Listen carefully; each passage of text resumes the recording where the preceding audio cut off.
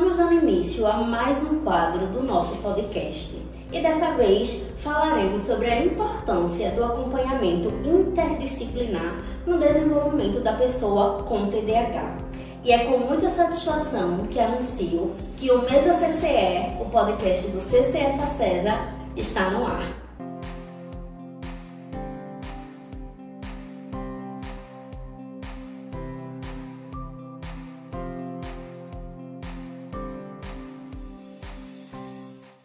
Trouxemos aqui a psicopedagoga Valquíria Costa para falar um pouquinho sobre o assunto. Tudo bem, Valquíria? Tudo bem.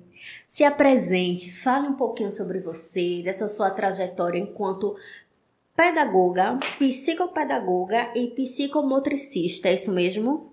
Tem algumas outras ainda. Vi, é um currículo bem extenso, gente, mas isso aí eu vou deixar para ela falar. Bom dia. Bom Eu sou dia. pedagoga de formação, mas trabalho na área da educação já há mais de 20 anos. Tenho aí uma trajetória, principalmente com acompanhamento de crianças e adolescentes com TDAH e outros transtornos do neurodesenvolvimento. Você falou, Valquíria, vamos primeiro esclarecer para o nosso público o que é o TDAH. TDAH é o transtorno do déficit de atenção e hiperatividade. Algumas pessoas até perguntam, existem alguns exemplos. Eu conheço uma pessoa que é TDA, não é TDAH. Não existe essa nomenclatura na literatura. A gente segue os parâmetros internacionais de classificação. Como é um transtorno do neurodesenvolvimento, a nomenclatura correta é TDAH. Pode acontecer do sujeito ter só a forma da hiperatividade, só a forma da desatenção ou na forma combinada. O que vai diferenciar é o que prevalece, que é após uma avaliação e o acompanhamento com especialistas. Muito se ouve, e eu acredito que hoje a gente tenha, de fato, acesso à informação, acesso a diagnósticos rápidos, oferecidos na internet. Faça um teste rápido e descubra se você tem. Seria, de fato, possível notar, ter uma percepção desde a infância dos primeiros sintomas, através de comportamentos. A mãe percebe que a criança ela tem um comportamento mais diferente, mais acelerado, e falta uma atenção aqui, e falta uma atenção ali, o comportamento na escola, o rendimento. É possível identificar esses sintomas e, através dessa identificação, procurar uma ajuda profissional? Sim, mas antes a gente precisa entender do processo do desenvolvimento humano, tá? Posso chamar de Leia? Pode, sim. Leia, vê só, para a gente entender o que faz parte da idade ali na primeira infância, segunda infância, o processo do diagnóstico, ele não deve ser feito de forma tão rápida, porque existem características que podem se confundir com outras questões. Então, o sujeito ele não é TDAH uma vez na vida no ambiente só de trabalho. As características do déficit de atenção e hiperatividade, elas devem aparecer já na infância, mas o processo do diagnóstico ele não deve ser tão rápido por conta dos marcos do desenvolvimento da criança. Então, uma criança até 3 anos é natural e saudável que ela seja um pouquinho mais inquieta, porque ela está em plena fase de aprendizagem com o corpo. Então, o que vai começar a chamar atenção, principalmente nos ambientes educacionais e familiares, é como isso sai um pouquinho da curva, comparando crianças dentro da mesma idade, onde você vê uma criança que não para minuto nenhum, onde ela se atropela na fala, não consegue esperar. Mesmo assim, a gente tem que ficar atento à idade que ela tem e quais são os ambientes que ela frequenta, que estimulações ela tem acesso. Porque para a gente pensar em TDAH, a gente tem sim marcadores, A gente segue o manual, o DSM-5, que é o mais atualizado, que é o Código de Doenças e Transtornos americano. Para o Brasil, a gente tem o CID, que é a classificação nacional. Sim. Mas a gente vai seguir ali primeiro o que é do desenvolvimento de cada idade.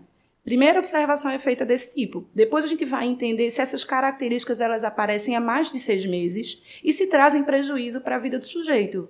Então, uma pessoa com déficit de atenção e hiperatividade, não necessariamente ela é inquieta o tempo todo, mas é uma pessoa que tem outras características. E aí a gente tem vários marcadores, existem questionários padronizados para que a gente tenha aí norte para uma avaliação adequada. Não é uma avaliação que deve ser rápida, mas é uma avaliação clínica.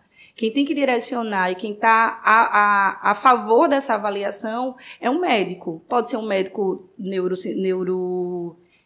neuropediatra, pode ser um psiquiatra. Ele vai classificar se isso se caracteriza ou não. Mas a identificação, a avaliação, ela é feita por outros especialistas. Normalmente, na psicopedagogia, a gente já percebe algumas características, a gente faz uma avaliação junto com a família, a gente faz uma avaliação junto com profissionais da educação. E dentro dessa avaliação, inclusive, a gente identifica se tem algum marcador na família, que a literatura fala que 73% das pessoas com transtorno do déficit de atenção e hiperatividade têm origem genética. É um dos transtornos que mais tem estudos voltados para essa área. Então, não existe uma pessoa, essa moda agora, né, dos laudos e dos diagnósticos. Sim. Muitos dos que a gente faz até lá no meu espaço, a maioria dos pais tinham TDAH e não foram diagnosticados. E aí a gente faz uma avaliação cuidadosa. Normalmente a gente encaminha também para outros profissionais. A gente não costuma, na psicopedagogia, formalizar um laudo, porque essa não é a nossa competência. A gente identifica as características, segue aí esses marcadores do desenvolvimento. Quando isso traz prejuízo para a criança ou adolescente há mais de 6 meses, e aí, consequentemente, o rendimento escolar é o que mais aparece como fator, né, que prejudica o desenvolvimento, a gente encaminha. E aí, esse processo de avaliação ele tem que ser feito de forma cuidadosa, porque tem características que não são só TDAH. Né? Às vezes existem as comorbidades, né? Tem o diagnóstico diferencial, que são as características também que podem aparecer de ansiedade. Algumas crianças que têm TDAH tiveram também que ter um acompanhamento para outras questões. Por isso que tem o tratamento interdisciplinar. Por isso da importância desse tratamento. Não é um especialista só olhando, porque a gente vai olhar para um lado do aspecto humano. A gente precisa entender quais são essas características, aonde elas estão aparecendo. Traz prejuízo, isso não está mais dentro ali da curva do desenvolvimento. Um exemplo, a gente não espera que uma criança de 8 anos não consiga ficar 20 minutos numa cadeira. Ele já passou dessa fase tão inquieta. Então, eu vejo um adolescente que chega para mim no consultório e no meu primeiro contato com ele, ele se balança o tempo todinho e não consegue parar 10 minutos. Aí eu literalmente fico acompanhando, assim, para eu ver o marcador de tempo de atenção, até dessa reciprocidade do olhar. Pessoas com TDAH têm várias questões. Tem pessoas que não são tão inquietas, mas não param o pensamento um minuto. Você faz uma pergunta, ela escuta e repete a mesma pergunta, como se você não estivesse nem falando com ela. Então, são coisas, nuances, que tem que ter uma avaliação clínica, né, mas ela tem que ser criteriosa. E aí a gente normalmente pergunta se essas características elas aparecem em mais de um ambiente. Se aparece normalmente no consultório, a gente avalia se está aparecendo na escola, se aparece em casa e no ambiente clínico. E aí a gente literalmente vai fazendo um arcabouço dessas características para a gente chegar a um diagnóstico ou não. Ou às vezes até dizer que não é TDAH. Não é. Que é uma outra coisa. Pode ser um ciclo ansioso. Já tive experiência de ter crianças e adolescentes, principalmente no tempo da pandemia. Né? A gente tem aí um dado social grande, né? Das escolas, de todo esse contexto da aula online, dos adolescentes e das crianças precisarem ter acompanhamento por tela. E aí essa tela tanto pode ser muito prejudicial, como pode ser altamente motivador para uma pessoa com TDAH. Né? A gente chama também de hiperfoco. Né? Porque as mães dizem assim, mas ele na tela, ele presta atenção. Eles não têm atenção comprometida o tempo todo. Uma pessoa com TDAH, ela não é sem atenção. Ela vai ter alternâncias aí, dependendo do nível de motivação, do nível de engajamento. Às vezes, para uma coisa simples, a atenção está bem desfocada. Mas, às vezes, para um assunto até mais elaborado, porque a gente não está falando de déficit aí de cognição. A gente está falando de déficit de atenção. Então, normalmente, o sujeito com TDAH ele é muito inteligente. Mas, dependendo da forma como ele é solicitado a atenção para aprender, ele pode, sim, ter prejuízos que podem acompanhar a vida toda, inclusive.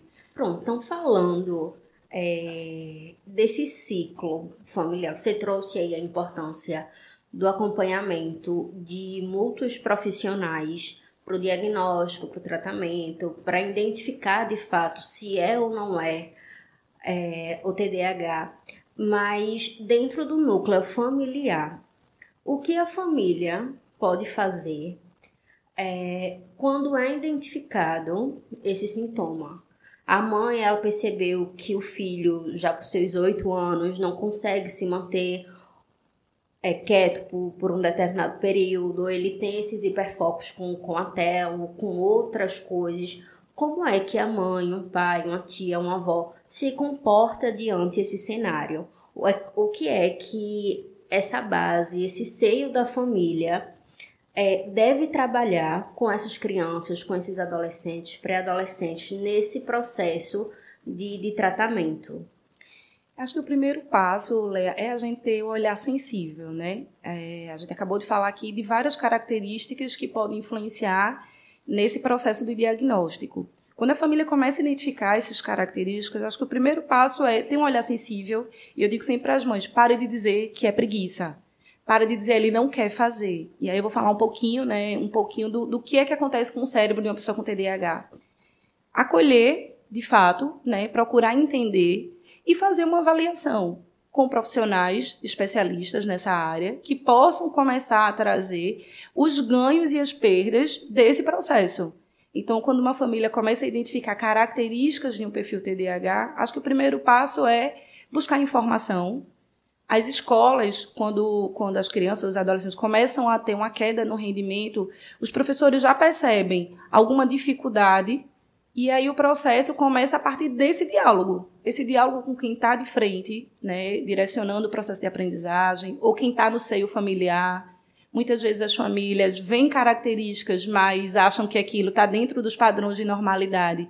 E quando identifica o filho ou alguém da família em um ambiente com outras crianças da mesma faixa etária, percebe essa diferença. É até interessante você trazer isso, porque é comum, você trouxe a questão do DNA nessa identificação do transtorno, e aí a gente vê alguns comportamentos familiares, né, onde há uma repetição desses comportamentos, e quando você coloca uma família diante de outra família, de um outro cenário, você percebe assim uma diferença de comportamentos que para aquela família X era normal, é normal. E aí quando você compara com a família Y, você vê que são comportamentos diferentes.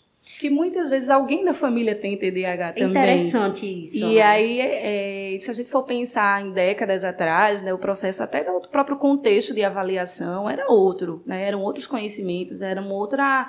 Eu diria até que o processo do diagnóstico em si, hoje, ele está mais acessível do ponto de vista de acesso à informação. Né, muitos profissionais se especializaram nessa área. Eu, por exemplo, passei a fazer mais avaliações de perfis de pessoas com TDAH depois da pandemia. Porque eu fazia muito perfil de avaliação de transtornos de aprendizagem, mais específico. Minha trajetória educacional, né, me dava muito esse arcabouço. Eu tenho muita experiência em escola de contexto formal, né? E, com certeza, eu tive vários alunos com TDAH que hoje eu diria precisavam de uma avaliação. Porque fugia completamente dos padrões ali, do que era daquela idade. Né? E muitas vezes a gente colocou na conta do ele é muito danado, é o bagunceiro, porque tem também isso. Uma pessoa com TDAH, com déficit de atenção, dependendo da idade, não tem maturidade para identificar que está mais inquieto, que está precisando levantar um pouco. A gente, na fase adulta, vai criando contextos onde a gente vai se regulando. Né? A gente consegue perceber, hoje eu estou um pouco desatenta. Você começou o diálogo dizendo, hoje talvez eu precise de um pouco mais de tempo para alguma coisa, porque eu não dormi bem. Então, essa maturidade do que o meu corpo precisa para eu estar mais atenta, para eu estar mais na reciprocidade, é uma coisa que vem com a idade. Então, crianças muito pequenas não têm isso. É comum a gente esperar um pouquinho essa criança crescer mais um pouco por conta desses fatores que eu te falei, dos marcadores do desenvolvimento. No seio familiar e no contexto adequado, a orientação é essa, é dialogar com aquelas pessoas que estão identificando essas características e buscar uma avaliação com uma equipe multidisciplinar.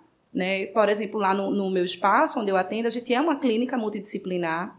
Eu tenho na minha equipe psicólogos, eu tenho pedagoga, que atua como pedagoga, né? Psicomotricista. Eu tenho uma outra especialização em educação especial, inclusive eu atuo dentro do setor público, só com esse público, que é um público de adultos. E aí eu vejo uns adultos de 60 anos com características de TDAH. E assim, e não foram diagnosticados na fase adequada, ou na idade que poderia ter sido feita alguma intervenção. Mas é possível fazer uma intervenção nessa idade. Né? O tratamento ele não começa e acaba. Vai diminuindo o nível de adaptação, o nível de estratégia que a gente precisa fazer. Falando dessa intervenção, qual a diferença de uma intervenção individual feita por um único profissional e de uma intervenção feita por vários profissionais? Como você faz na sua clínica? O que diferencia, o que é mais eficaz, o que não é tão bom para o paciente? Primeiro que a gente não vai dar conta de tudo sozinho, né? Eu parto desse arcabouço teórico, minha especialização é mais voltada para a área da educação, mas eu fui buscando algumas certificações que me dessem mais repertório para atuar com alguns contextos. Então, os ganhos de um atendimento multidisciplinar, né, ou de uma equipe interdisciplinar, é que o sujeito ele vai poder ter ali, com profissionais específicos, acesso a conhecimentos e estratégias que são de cada área.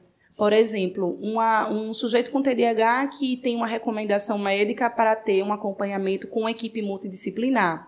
Normalmente, alguns médicos até direcionam que tipo de tratamento é para ser feito. Então, na psicologia, por exemplo, a gente tem várias abordagens, né? Existe uma linha Gestalt, existem profissionais da psicologia que trabalham na linha TCC, que é a cognitivo-comportamental. Lá no meu espaço, a maioria das crianças que chegam com esse diagnóstico, os médicos recomendam que seja na linha TCC, para que se trabalhe o comportamento, porque aí vai ter a ver com a área de atuação daquele profissional. E aí, se traz prejuízo para a aprendizagem, ninguém melhor do que um psicopedagogo para atuar. Se tem uma dificuldade na linguagem, é um fonoaudiólogo que vai poder atuar. Então, cada um ali dentro da sua área de conhecimento, fazendo essa intercomunicação, né? A gente não aprende só de uma forma. Eu preciso trabalhar a minha atenção para aprender melhor, para desenvolver uma leitura mais fluida. Mas como que eu vou desenvolver uma leitura fluida se eu não tive acesso, por exemplo, a uma intervenção sobre o processamento auditivo central? Isso é uma área muito específica da linguagem, né? Não é uma área específica da educação. Então, cada profissional vai poder trazer um pouco da contribuição da sua área, se essa conjuntura aí trouxer ganhos para o paciente.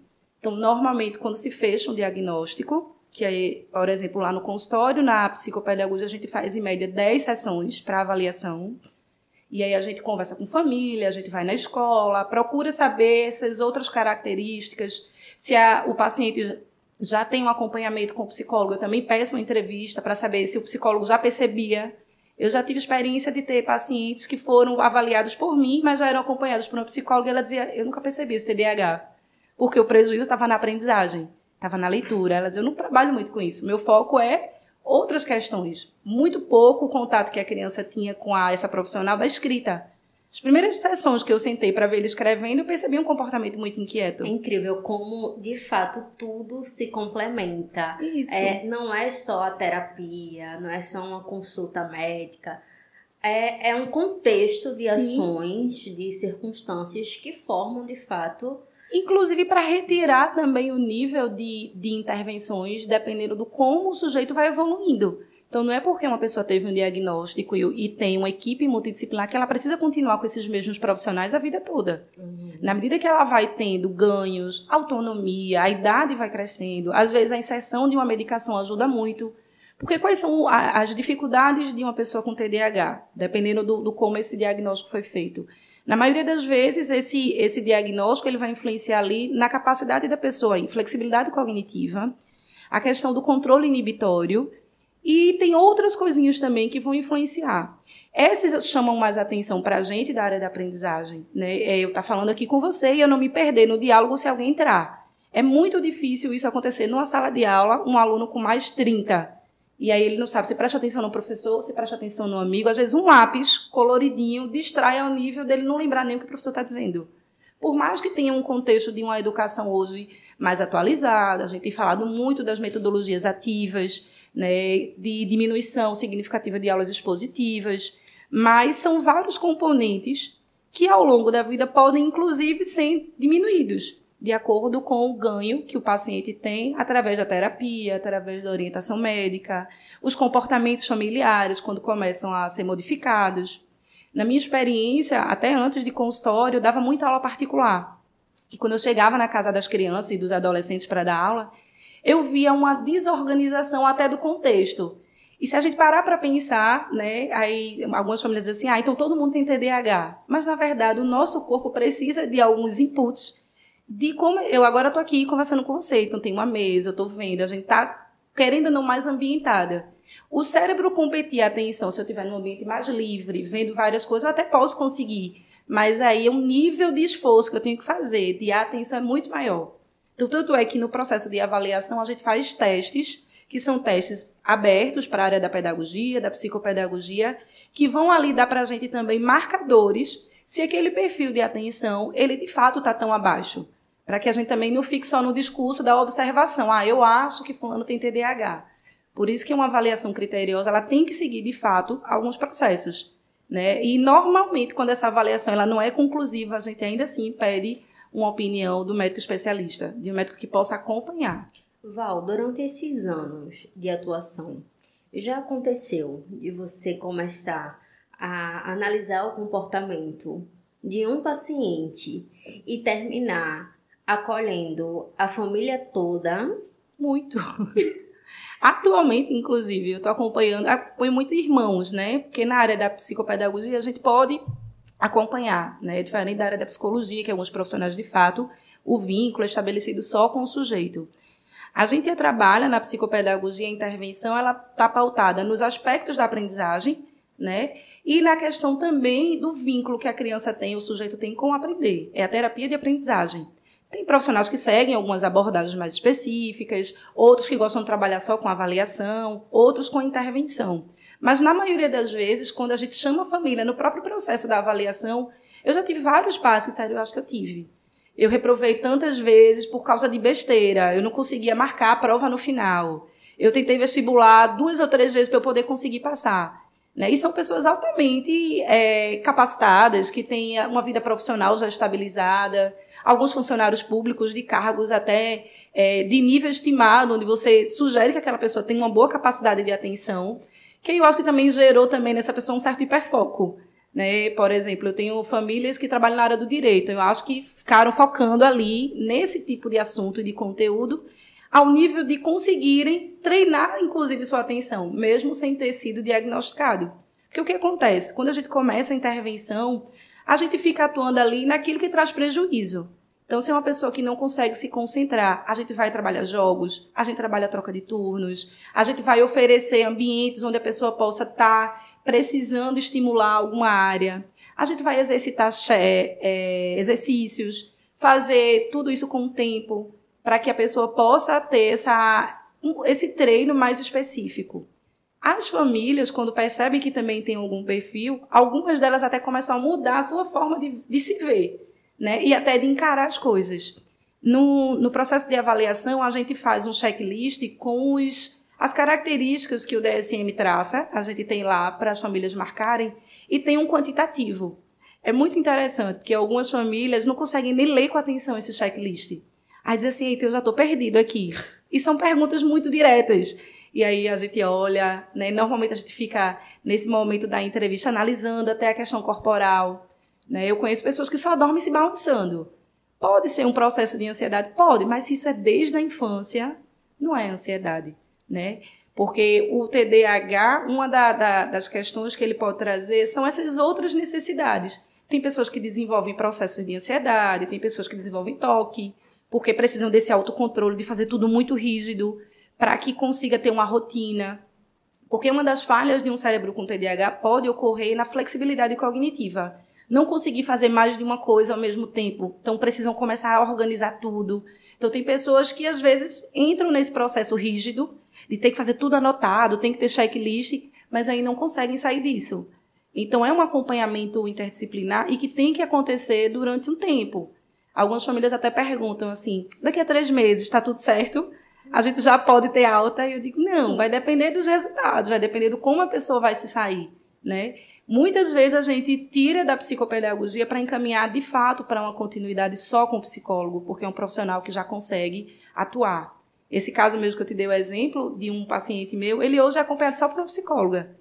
A gente fez a avaliação, atuou, ele teve uma retenção, inclusive, no processo dele de aprendizagem, precisou mudar o ambiente escolar, porque às vezes tem isso também, o sujeito não está se adequando àquele modelo de estimulação, né? Nem uma escola, e as famílias me perguntam, qual é a melhor escola para uma pessoa com TDAH? Eu digo aquela que melhor atender as necessidades do seu filho, né? No modelo X ou Y, construtivista, mais tradicional, Mas eu tenho experiência dos dois contextos, de pessoas que vinham num modelo mais socioconstrutivistas e precisaram mudar para um modelo um pouco mais tradicional do ponto de vista de previsão, de adequação de currículo, de ter que saber o que é que vai cair na prova, porque tem modelos educacionais que não são assim, e das duas combinações fazerem bem para perfis diferentes. Então, é um processo mesmo, né? É a família junto. Muitas vezes a família mudar os seus padrões também. A gente começa, inclusive, a orientar a família quando a gente acaba a avaliação. Evite ambientes com muita estimulação. A hora de fazer a tarefa de casa não é hora de estar junto de tela, de TV, né? E aí as famílias vão literalmente reorganizando até o ambiente da casa. Voltando para o exemplo das aulas particulares, eu começava por aí, organizando a bancada de estudo. Não tem uma bancada, ele estuda numa mesinha. Essa mesinha, para que tanta coisa em cima da mesa? Para que estar de frente para uma televisão? Desliga a TV. Fala para o teu cérebro que agora é hora da gente estudar. E aí a gente está criando uma rotina, né? Acho que muitos adultos fazem agenda, planner, checklist. Isso nos ajuda. Eu, para chegar aqui, por exemplo, eu tive que fazer um planejamento. E uma pessoa com TDAH muitas vezes tem falha nessas funções executivas. O que é que eu preciso fazer antes de executar a tal tarefa? Muitas vezes começam pelo fim. Não sei se vocês já perceberam, pessoas que vão fazer feira no supermercado e são extremamente confusas. Começa pela área da limpeza e daqui a pouco já vai no setor das carnes e no final gastou 3 horas e ainda esqueceu de comprar alguma coisa. Então aquela antiga listinha pode funcionar muito bem para algumas pessoas. Tem gente que é mais tecnológica e vai fazer uma listinha lá no celular. Tem gente que vai anotar. Eu conheço pessoas que, para lembrar de um evento, muda o relógio de lugar. Que é como se fosse assim, eita, alguma coisa diferente vai acontecer. Eu faço muito isso com o anel. É como se eu dissesse para mim, tem alguma coisa que eu não posso esquecer. E não necessariamente eu tenho TDAH. A gente vai encontrando estratégias nesse tempo também que a gente vive, de muitas atribuições. É uma sociedade, de fato, um pouco mais acelerada. Muitos estudos, a psicologia tem falado muito sobre isso. Esse aumento de diagnóstico também tem esse contexto social. Essa vida como a gente leva. Tanto é que uma pessoa, quando tem uma vida mais acelerada e que está precisando dar uma organizada, normalmente sai um pouquinho desse caos para ir para uma praia ou para desacelerar um pouquinho. Isso já dá uma certa modificada, inclusive no nível de estresse que a pessoa fica. Val, tem alguma tendência, alguma inovação hoje no mercado que possibilite um tratamento mais eficaz à pessoa com TDAH? E quando eu trago essa eficiência, é mais no sentido de agilidade, como você falou. Já teve pais de chegarem, daqui a 3 meses meu filho está liberado. Não é assim que funciona. O indivíduo ele é diferente, cada tratamento, cada narrativa funciona de maneira diferente também. Mas há, hoje, a possibilidade de você me falar se há uma tendência, uma tecnologia, uma inovação no campo da psicopedagogia que auxilie a acelerar esses processos? A gente tem conversado bastante sobre a importância da equipe multidisciplinar, como a gente já colocou aqui. Dentro dos processos de aprendizagem, quando a gente vai beber também de outras fontes, da neuropsicologia, quando a gente vai se aprofundar mesmo nas intervenções que trazem mais ganhos, a gente tem falado muito desse treino que eu acabei de exemplificar das funções executivas. Então, eu não conheço uma receita, e nem acredito nesse tipo de abordagem. O que a gente tem falado mais é sobre a importância da equipe multidisciplinar. Algumas orientações médicas seguem uma linha teórica mais voltadas para a psicologia numa abordagem TCC, uma psicopedagogia que trabalhe mais essas intervenções no treino de funções executivas, porque são áreas específicas. Então, os resultados, de acordo com os acessos que a gente tem tido, tanto de ganhos, como a própria experiência mesmo do trabalho que a gente vem desenvolvendo, quando se tem um plano de intervenção norteador, onde uma equipe conversa, porque para ter um tratamento multidisciplinar, um dos ganhos é quando essa equipe consegue dialogar. Então, é priorizar também encontros entre profissionais, para que haja troca sobre o olhar de cada área, o que é que de fato está trazendo resultado para o paciente. E o que a gente, na área da aprendizagem, pelo menos no que eu venho buscando enquanto literatura e estudo, a gente tem estudado muito e feito intervenções na área das funções executivas. É uma área específica que trabalha ali a parte da aprendizagem para aprender, para acessar o nosso cognitivo. A gente precisa de memória, A gente precisa acessar a memória de trabalho, atenção, controle inibitório. Então, a gente começa a estimular essas áreas com jogos, com situações que podem fazer uma receita, por exemplo, lá no consultório. Eu tenho uma cozinha experimental na minha sala. Porque antes de colocar um sujeito para aprender uma tipologia receita, isso tem uma função na vida. Os adolescentes começam a ter essa necessidade. Os pais não estão em casa, querem fazer um sanduíche. Então, a gente começa a traçar estratégias para que eles escrevam o que é que precisa fazer. E aí a gente associa escrita, planejamento, organização, sequência de tarefas. O que é que eu tenho que fazer primeiro? Quando eu acabo isso, qual é a minha organização do espaço? Eu vou começar uma outra tarefa depois de fazer o quê? Então, isso é pura função executiva. A gente trabalha com função executiva o dia todo, se a gente parar para pensar. Mas dentro do ambiente do consultório, na minha experiência, é o que tem trazido mais ganhos. A gente tem um plano orientador, um plano de intervenção, né? E que não é igual. Eu tenho pacientes com TDAH que têm um plano de intervenção muito focado em função executiva, com estratégias de escrita, com marcador. A gente faz toda uma organização. E eu tenho outros que não precisam de tudo isso. A gente faz outro tipo de intervenção, mais focada na escrita, na absorção de textos, para que essa pessoa ganhe repertório. Porque, às vezes, uma questão influencia em várias outras. E aí, se a gente consegue estimular aquela área específica, o ganho ele é um ganho maior. Falando sobre as melhores práticas, como você trouxe, e a gente está trabalhando o tratamento interdisciplinar na pessoa com TDAH, quais são as melhores práticas para os profissionais de saúde que desejam adotar a abordagem interdisciplinar no tratamento, no manejo do TDAH? São práticas que tragam ganhos reais, né? Então, vamos lá, um planejamento que dê conta, a gente já avaliou, né, o paciente, entendeu ali que ele está com muita dificuldade no planejamento. É um sujeito que não consegue planejar, não consegue colocar nem no papel. Então, uma prática que vai trazer resultado é treinar esse planejamento. Escrever ações do dia a dia, tentar memorizar as coisas que ele precisa fazer no dia. A gente tem vários materiais que podem até já trazer sequências, jogos específicos. Essa semana mesmo a gente adquiriu um material no consultório que trabalha muitas questões. São jogos de mesa.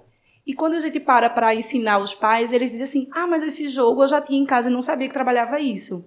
Vou dar um exemplo prático, né? Gosto muito de trabalhar com jogos de tabuleiro, por conta das regras, o limite mesmo, esse tempo de raciocínio. Mas um exemplo para a vida é o xadrez.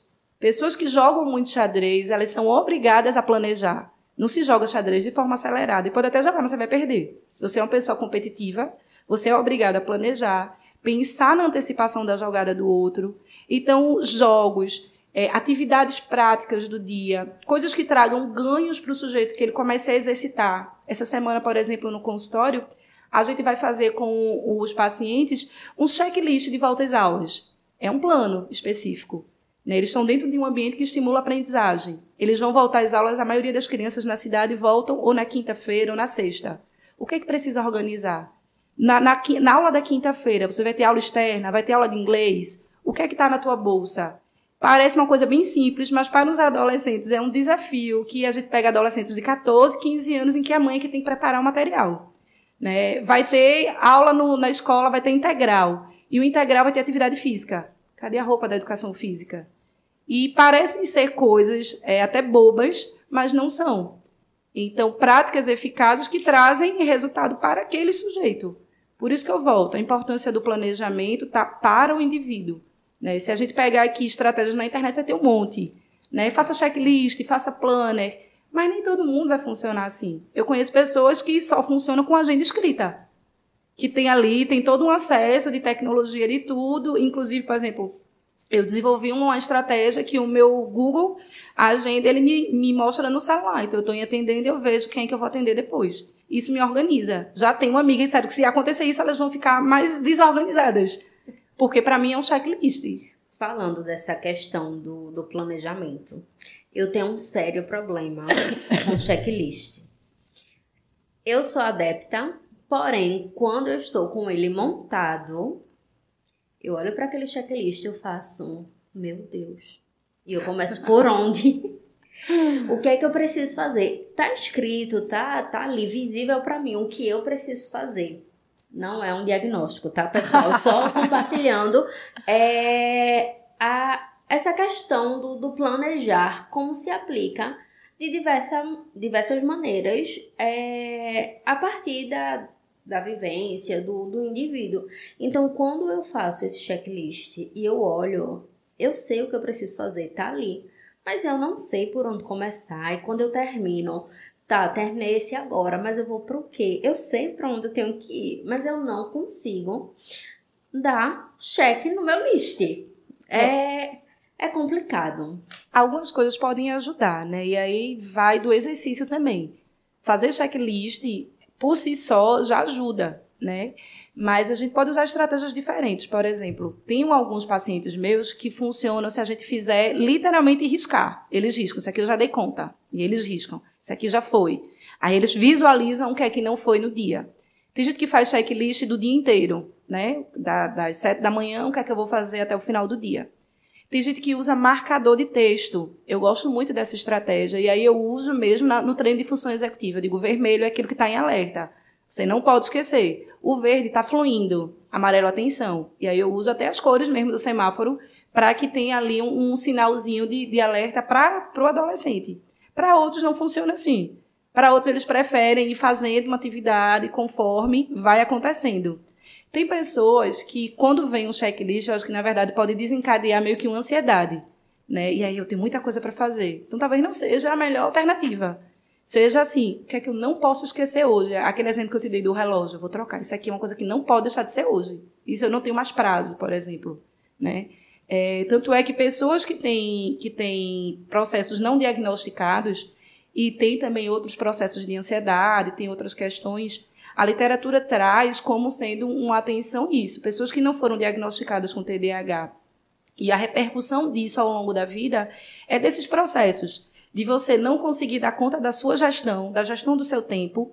Você vai acumulando uma culpa, porque o sujeito, quando não tem um diagnóstico, ele acha que ele não consegue, né? Eu escuto muito alguns adolescentes dizendo, eu sou burro. Todo mundo na minha sala faz e eu não. Todo mundo sai, consegue fazer uma aula de 50 minutos e eu fico ainda terminando para a aula seguinte e ainda não consigo.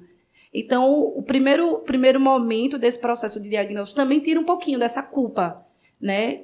Também nem tudo é TDAH. Às vezes a gente está cansado, às vezes a gente está estressado, às vezes a gente não dormiu bem, né? A gente precisa, de fato, ter ali um nível de horas para dormir, para o cérebro descansar, para o corpo da gente ter energia suficiente para engajar em qualquer tarefa.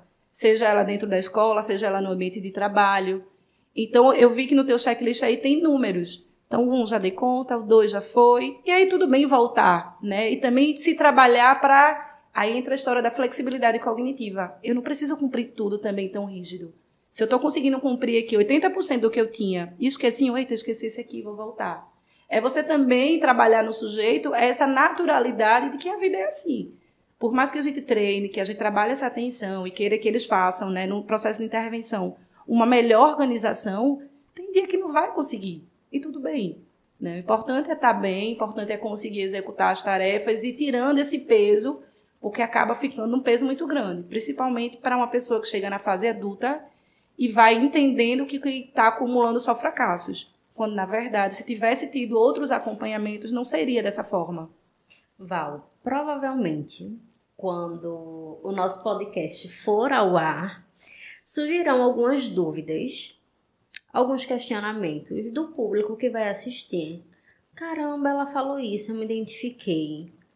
Poxa, mas na infância eu me comportava assim. Eu também precisei fazer 3 vestibulares para poder passar para tal coisa.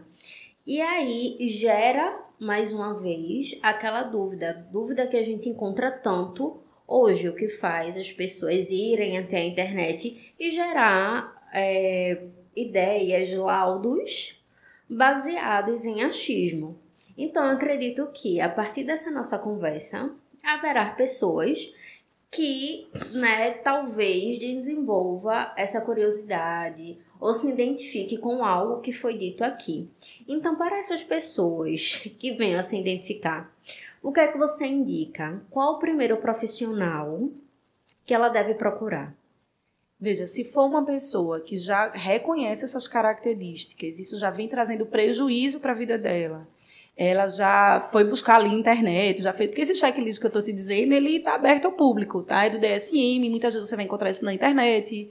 Existem manuais que são vendidos. Se ela já tem essas características em uma pessoa adulta, ela pode buscar um médico, né? Um neurologista, ela pode buscar um psiquiatra, falar dessas características e tentar entender se isso de fato tem um perfil ali para fechar esse diagnóstico. Na infância e na adolescência, quando essas características vão surgindo, outros profissionais também podem fazer esse processo de avaliação inicial. O psicólogo, o psicopedagogo, né? A gente pode fazer uma avaliação junto, mas quem, de fato, fecha essas características enquanto um transtorno é um profissional da área médica. Os outros profissionais, como psicólogos, psicopedagogos, eles, na verdade, eles têm um processo de investigação até, às vezes, maior. Como eu te falei, a minha avaliação ela dura, em média, 10 sessões. Eu vou aplicando alguns protocolos, entendendo, vendo se aquele perfil, ele, de fato, é do transtorno, ou se é um contexto muito específico, e encaminham para um médico com um relatório, descrevendo o que foi que eu identifiquei.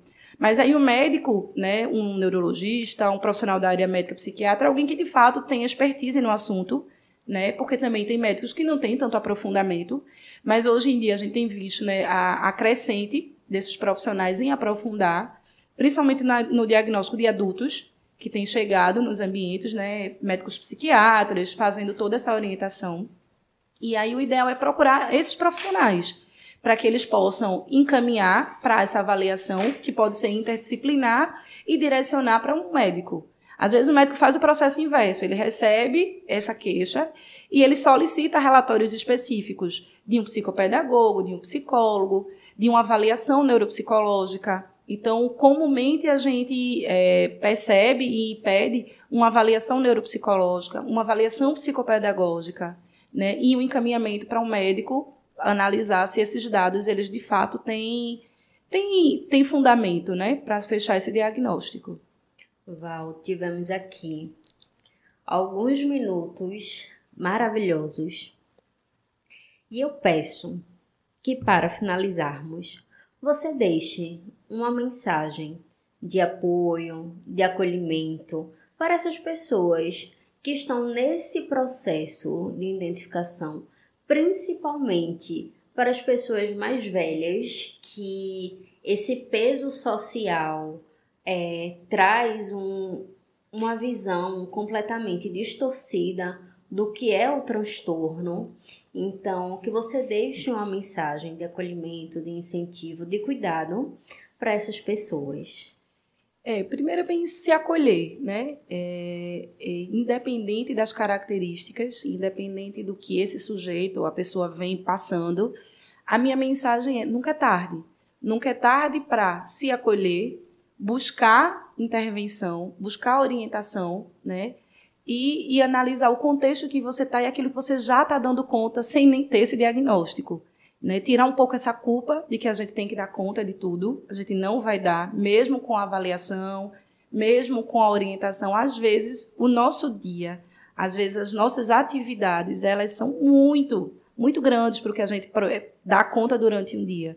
Então, eu diria, se acolham, né? Busquem os profissionais que podem ajudar nesse acolhimento para diminuir esse peso, diminuir essa culpa, né? Compartilhar essas dificuldades. Existem grupos de pais com profissionais tirando dúvida. Normalmente, quando a gente faz a avaliação, eu sempre digo para as famílias: busquem orientação, conversem com outros pais que tenham essa dificuldade, porque a sua dúvida pode ser a dúvida de um pai.